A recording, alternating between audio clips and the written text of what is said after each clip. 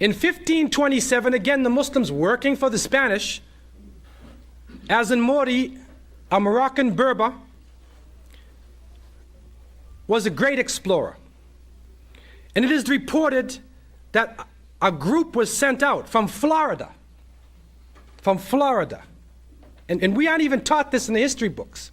A group was sent out, 300 Spaniards, which included this Muslim, and they went from Florida to the West Coast and back to Texas. Only 3 people, along with Azan Mori, survived. The rest were killed by the natives. And it is reported that he was the first person, the first explorer, to enter into the Pueblo Indian villages. But they wipe him out of the history book. And he was the one that led the conquistadores across to help them understand what actually existed in the Southwest. They also, when they tell you the founding of this country, they tell you about Jamestown. And you think that the country was founded with the British in Jamestown, but we know that the conquistadores, the Spanish, were here before the British. And they established St. Helena in South Carolina, 1566.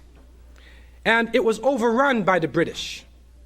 And records are now showing that there were hundreds of these Muslim Morescos who were living in St. Helena, and instead of submitting to the British, they went into the interior and they mixed with the native people, all in the Carolina areas, intermarried with the people, and they settled into the interior.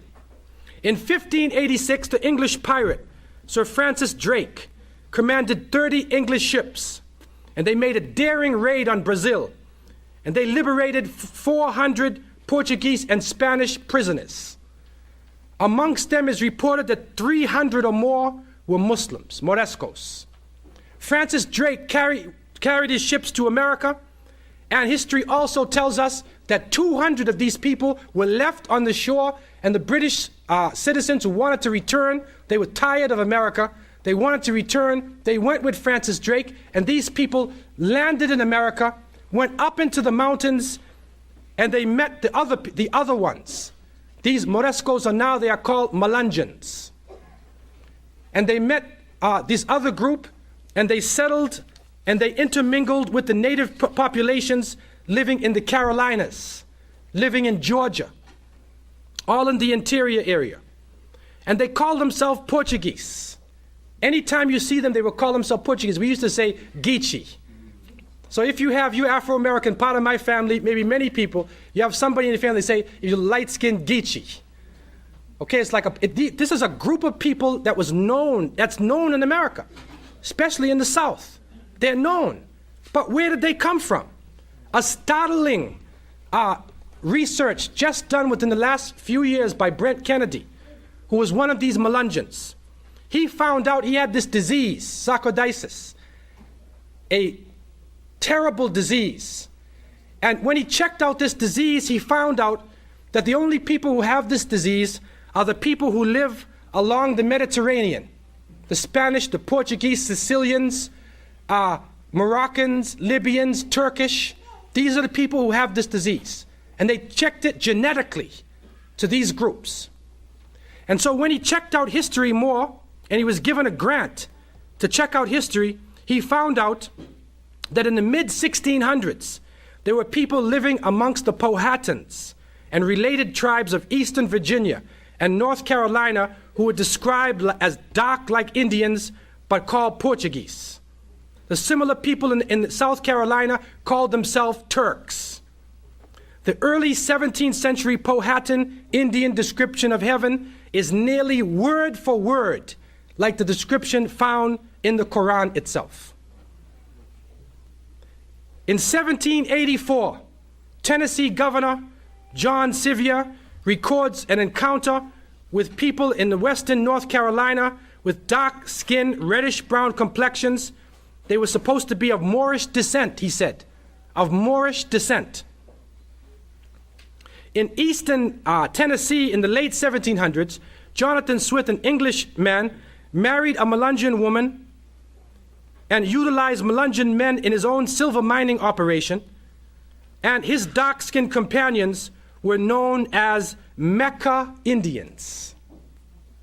And when they described these people, they said these people were really good with silver crafts. They were crafts, and this is what coming out of Spain. The Muslims were the crafts artisans. They were really good artisans, and they said they used to fall down in prayer on the ground a number of times during the day facing east. This is in America. And Qurans have been found, information has been found. It's being unearthed to show the presence of these people.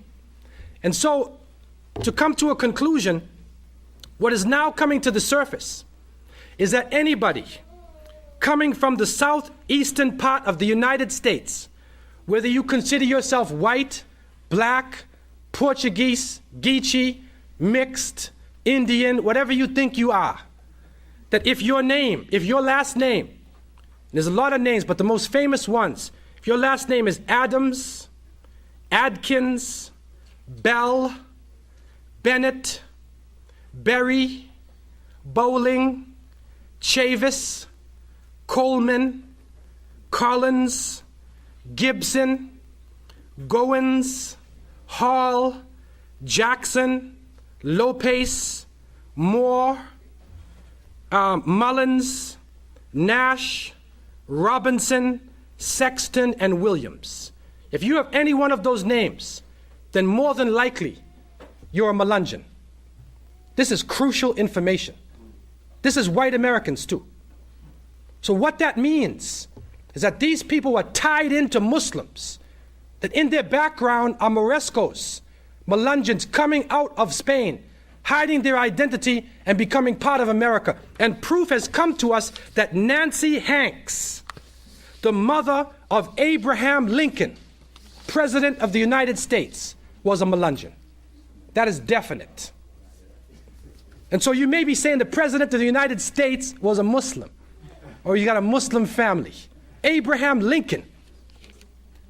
This is critical information, which is now being put together and coming to the light.